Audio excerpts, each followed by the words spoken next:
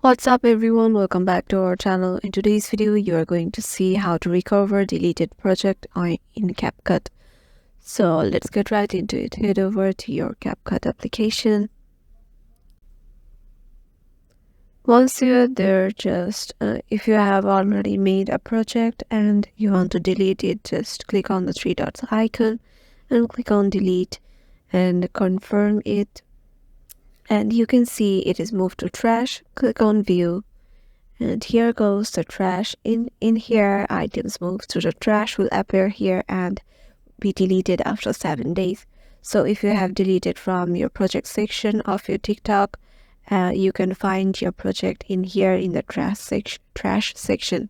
So yeah, this is how you can find your deleted CapCut projects. Yeah, and you can also recover it by clicking on the three dots icon and click on restore. And your trash is currently empty and the project is in here again. Hope this video will help you out and we will see you in the next one.